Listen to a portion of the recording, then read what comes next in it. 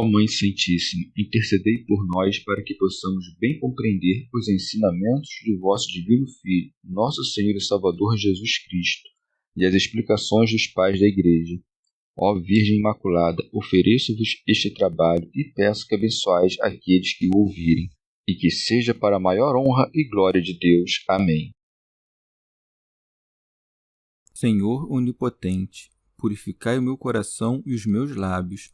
Vós, que purificastes os lábios do profeta Isaías com o carvão em brasa, e dignai-vos, por tal modo, purificar-me com a vossa misericórdia, para que possa dignamente anunciar o vosso santo Evangelho. Por Jesus Cristo, nosso Senhor. Amém. Senhor, abençoai-me. Que o Senhor resida no meu coração e nos meus lábios, para que anuncie digna e convenientemente o seu Evangelho. Amém. Evangelho de Nosso Senhor Jesus Cristo, segundo São Mateus. Chamado de Mateus. Indo adiante, viu Jesus um homem chamado Mateus, sentado na coletoria de impostos, e disse-lhe: Segue-me. Este, levantando-se, o seguiu. Refeição com os pecadores. Aconteceu que, estando ele à mesa em casa, vieram muitos publicanos e pecadores e se assentaram à mesa com Jesus e seus discípulos. Os fariseus, vendo isso, perguntaram aos discípulos: Por que o vosso mestre come com os publicanos e os pecadores? Ele, ao ouvir o que diziam, respondeu: Não são os que têm saúde que precisam de médico, e sim os doentes. E depois aprendei o que significa: quero misericórdia e não sacrifício. Com efeito, eu não vim chamar justos, mas pecadores. Comentários dos Pais da Igreja. São João Crisóstomo. Cristo, depois de ter feito um milagre, não permaneceu naquele lugar para não alimentar ainda mais a inveja dos judeus. Façamos também o mesmo. Não permaneçamos resistindo obstinadamente àqueles que nos armam ciladas. Por isso é dito, indo adiante, isto é, do local onde fizeram o milagre de curar o paralítico, viu Jesus um homem chamado Mateus sentado na coletoria de impostos. São Jerônimo. Os outros evangelistas, por respeito e honra do mesmo Mateus, não quiseram chamá-lo pelo nome com que era vulgarmente conhecido, mas chamaram-no de Levi, pois ele usava esses dois nomes.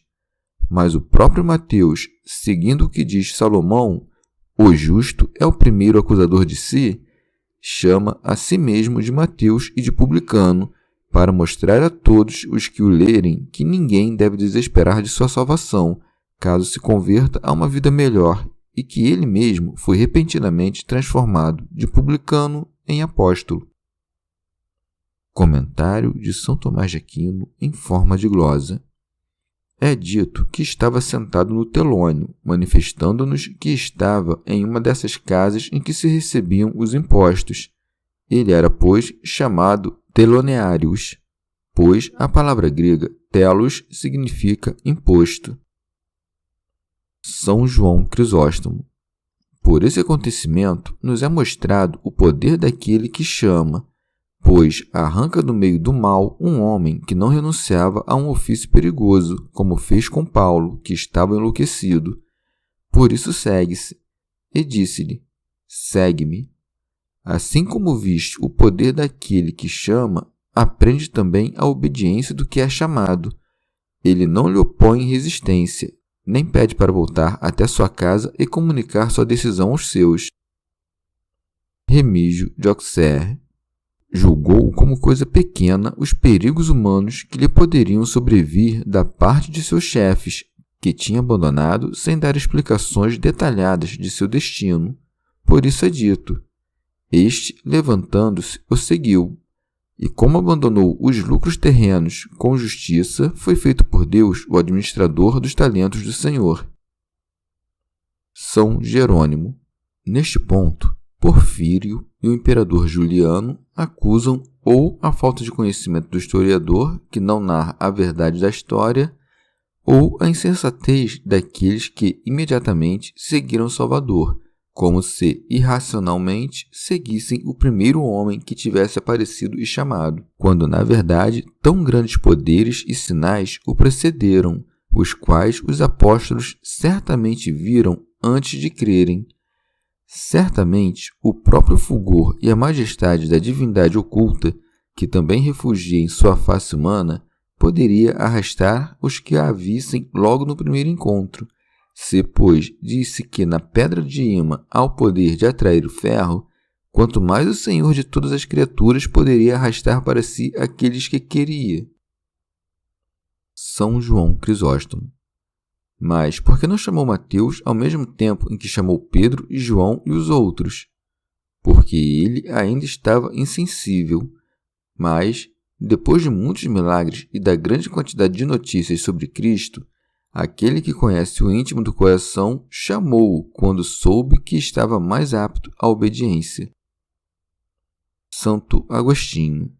Parece mais provável que Mateus fale aqui de sua vocação recordando o que antes tinha omitido, porque é possível que seu chamado tenha ocorrido antes do Sermão da Montanha, já que Lucas coloca sobre a montanha os 12 eleitos, a quem chamou de apóstolos. Mateus considera como um dos milagres a sua própria vocação, pois de fato foi um grande milagre que um publicano tenha sido feito apóstolo. São João Crisóstomo.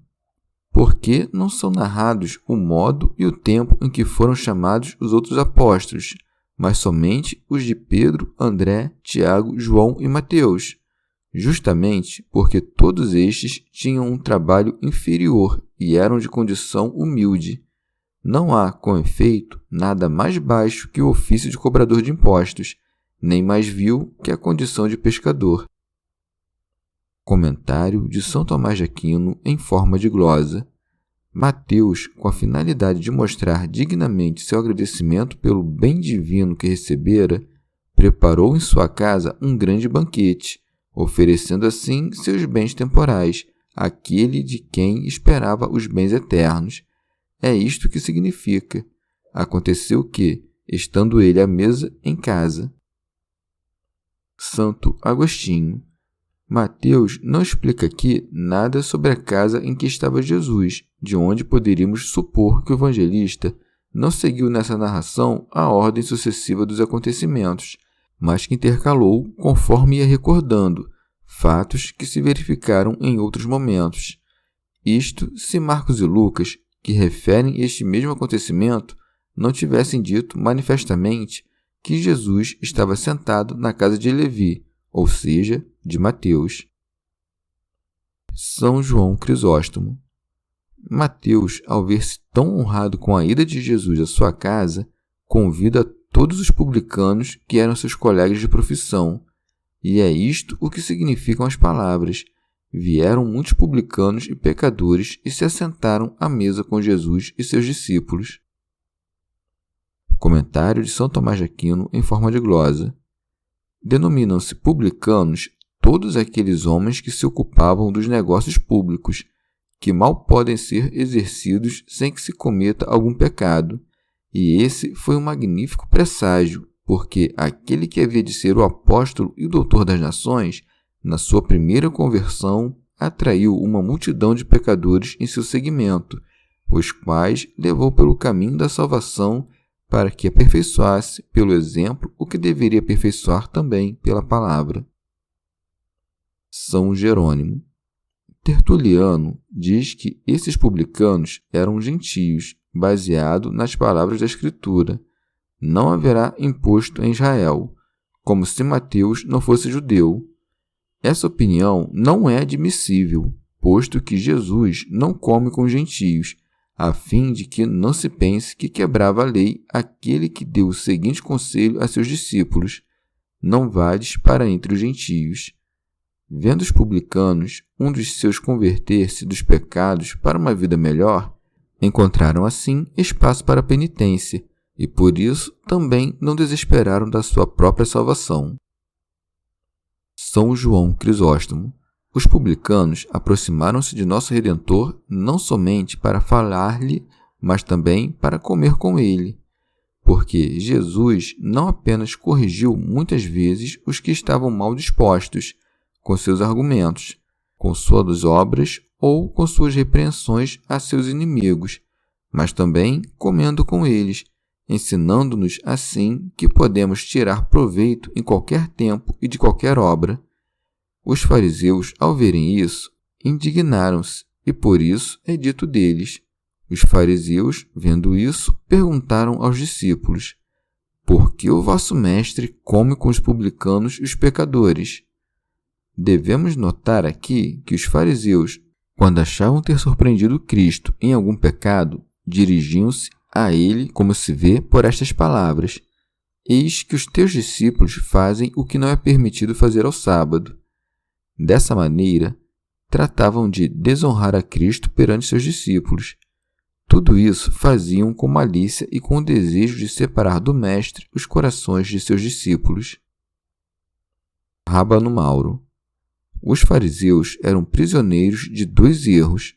Na altivez da soberba, julgavam-se justos a si mesmos, estando muito longe da justiça, e tinham por injustos todos aqueles que, arrependidos de seus pecados, aproximavam-se da justiça.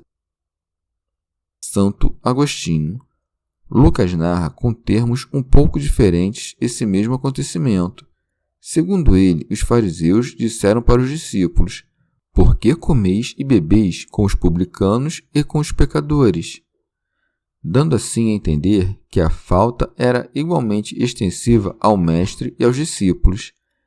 Porque o que é dito dos discípulos, com maior razão, deve-se dizer do mestre, já que aqueles, seguindo-o, não faziam mais que imitar sua conduta.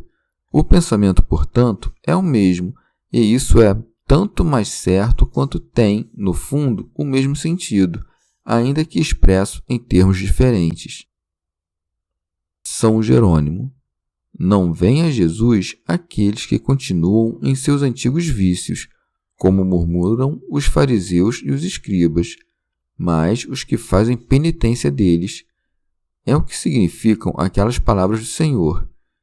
Ele, ao ouvir o que diziam, respondeu: não são os que têm saúde que precisam de médico, e sim os doentes. Rábano Mauro. Chama a si mesmo de médico aquele que, valendo-se de uma maravilhosa arte para curar, foi ferido por causa de nossas maldades, para que ficássemos curados da ferida de nossos pecados. Com razão, chama de sãos aqueles que, querendo estabelecer uma justiça própria, não se sujeitam à verdadeira justiça de Deus, e doentes aqueles que, vencidos pela consciência de sua fragilidade e não vendo justificação pela lei, submetem-se pelo arrependimento à graça de Deus. São João Crisóstomo. Depois de lhes ter falado de acordo com o senso comum, cita-lhes aquela passagem da Escritura: e depois aprendei o que significa: quero misericórdia e não o sacrifício. São Jerônimo. Vale-se do testemunho do profeta Oséias para condenar os escribas e os fariseus que, considerando-se justos, tratavam de evitar todo contato com os pecadores e os publicanos. São João Crisóstomo. É como se dissesse: por que me condenais por chamar os pecadores à penitência? Devias, então, acusar a Deus Pai, porque Ele deseja, como eu, que os pecadores se emendem. E dessa maneira demonstrava-lhes que não somente não era proibido o que eles repreendiam, mas que, segundo a lei, era uma coisa superior ao sacrifício. Pois a lei não diz: quero a misericórdia e o sacrifício, mas ordena aquela e exclui este. Comentário de São Tomás de Aquino em forma de glosa. Deus, sem dúvida, não despreza o sacrifício, mas o sacrifício sem misericórdia. E os fariseus faziam muitas vezes sacrifícios no templo a fim de parecerem justos diante do povo, mas não se exercitavam nas obras de misericórdia, nas quais se prova a verdadeira justiça. Rábano Mauro. Adverte assim os fariseus que mereçam a recompensa divina mediante as obras de sua própria misericórdia e que não confiem que será agradável a Deus o oferecimento de sacrifícios quando não se faz caso das necessidades dos pobres. E acrescenta: ide, quer dizer, abandonai essa temeridade de estúpida condenação e meditai com maior diligência as sagradas Escrituras, que tanto recomendam a misericórdia. E por aquelas palavras, com efeito, eu não vim chamar justos, mas pecadores, dá-nos, com seu exemplo, uma lição de misericórdia. Santo Agostinho. Lucas acrescenta a penitência, o que significa, desenvolvendo seu pensamento, que ninguém deve julgar que Cristo ama os pecadores pelo simples fato de serem pecadores. Além disso, a comparação com os doentes dá-nos a inteligência clara do que Deus quer, chamando os pecadores como um médico chama os enfermos, isto é, para salvá-los da iniquidade como de uma doença, o que se consegue através da penitência. Santo Hilário de Poitiers. Mas Cristo veio para todos os homens. Como se diz então que ele não veio para os justos? Será que havia alguns que não tinham necessidade da sua vinda? Mas ninguém é justo pela lei, e ele nos ensina quão insensata é a presunção de justiça, porque os sacrifícios eram sem valor para a salvação, mas a misericórdia era necessária a todos os que estavam sob a lei. São João Crisóstomo. Parece que Jesus fala aqui aos fariseus com a mesma ironia de quando é dito: eis que Adão se tornou como um de nós, porque não havia na terra nenhum justo, que é o que dá a entender Paulo com as palavras: todos pecaram e estão privados da glória de Deus. Palavras que acalmavam aqueles que tinham sido chamados, como se dissesse: estou tão longe de ter horror aos pecadores que foi somente por causa deles que vim. Rábano Mauro. Ou também porque aqueles que eram justos, como Natanael e João Batista, não eram chamados à penitência. Ou também não vim para chamar os falsos justos, como os fariseus que se glorificam por sua justiça, mas aqueles que se reconhecem como pecadores. A vocação de Mateus e dos publicanos significa a fé dos gentios, que antes suspiravam pelas riquezas da terra e agora reparam suas forças espiritualmente na companhia do Senhor. O orgulho dos fariseus é figura da inveja dos judeus diante da conversão dos gentios. Ou então, Mateus significa o homem que busca avidamente os bens da terra, a quem Jesus olha, lançando-lhe um olhar de misericórdia. O nome Mateus significa dado, Levi significa escolhido, pois o penitente é escolhido do meio da massa daqueles que se perdem e é dado à igreja pela graça de Deus. E Jesus disse-lhe: segue-me, seja pela pregação, seja pela admoestação da Escritura, seja por uma inspiração interior. Chegamos ao fim de mais um dia de comentários da Catena Áurea. Muito obrigado por ficarem até aqui, que Nossa Senhora derrame suas graças sobre nós e até amanhã. Christus,